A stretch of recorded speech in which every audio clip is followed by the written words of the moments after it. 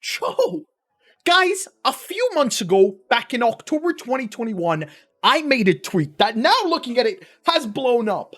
That the four manhwa that would break the internet when animated, correctly might I add, because Tower of God and God of High School had very questionable anime decisions, even though both of them were still very fun to watch. Now, the four I named were Solo Leveling, The Beginning After the End, The Legend of the Northern Blade, and finally, Overgeared. Now, I still stand by that tweet, but one that I left out, that I wholeheartedly agree that would still break the internet when animated, if these do ever get animes, and I'm hoping Solo Leveling is the first one, is The Great Mage Returns After 4,000 years. Now, I haven't done manhwa videos in a while, and admittedly, I want to expand and do more reviews and bring to you guys cool shit that I enjoy reading, and this one is no exception. So in this video, I'm going to tell you the reasons why you should read The Archmage Returns After 4,000 Years, or whatever it's called on whatever shady website you decide to read it on. Mostly, for what I know, it's called The Great Mage Returns After 4,000 Years.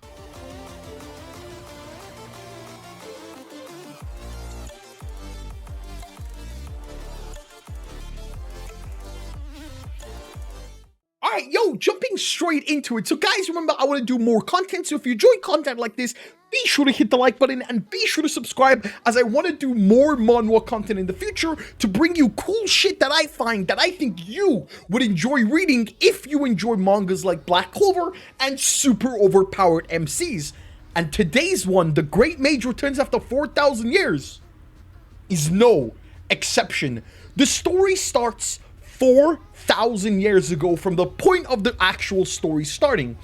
The greatest mage in the whole world, Lukas Trowman, with his party of magicians, assassins, warriors, sets out on adventures, and they do become the greatest party in all of the world. They are the strongest. They are literally legends, or the greatest. Haha, get it?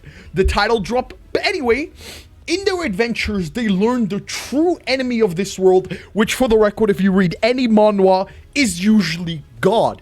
I don't know what is it up with Koreans, but God is usually the enemy, and I know, Christ be our Lord, taking his name in vain, but God is the enemy. And so Lukas Trowman sets out to save the world from God. Now, obviously, they are literally fighting God, who created the universe, or for as we believe, created the deities, created all these masses, and they get their ass whooped. Lukas Trowman loses and gets, instead of death, God puts him in a prison. In a prison where he gets to live every second, every day in torture, in pain, in agony, and for 4,000 years, Lukas Trowman lives in this agony, lives in this pain, lives in this utter hell. Now we go to chapter 2. We see this young individual who's at the Academy of Magic. I know, very, very original Academy of Magic in chapter 2, Frey Blake. Now, Frey is the third son of the Blake house, and we'll find out later what the Blake house is up to, with no spoilers intended. But Frey Blake is a failure. His life is a failure. He's a terrible magician, and for some reason or another, he cannot use magic.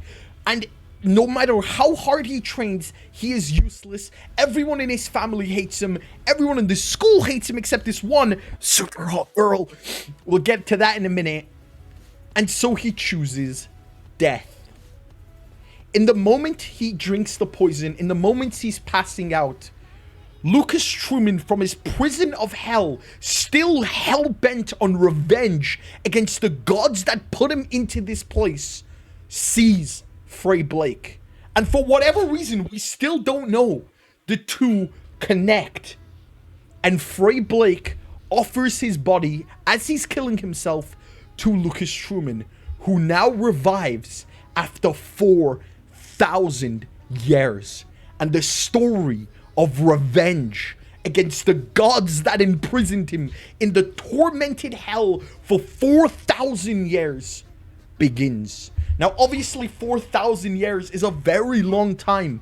Humanity has progressed, but instead of progressing to higher heights and defeating the gods, humanity, because of the gods, has become weak.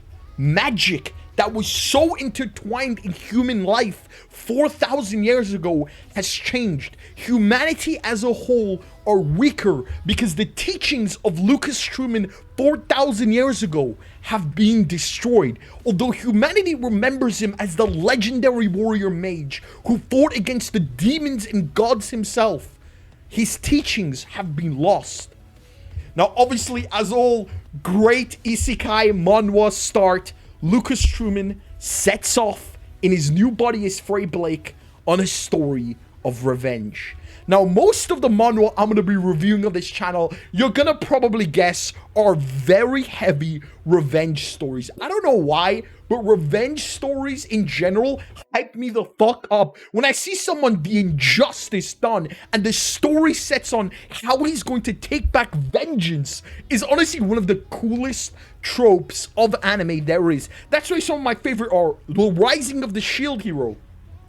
As controversial as it is, the redo of a healer, though a little darker fantasy than that one, and all of the manhwa I'm going to be talking about in future videos. Now, guys, as a Black Clover fan, as a manga fan, I think you guys will really enjoy the story of the Great Mage Returns After 4,000 years.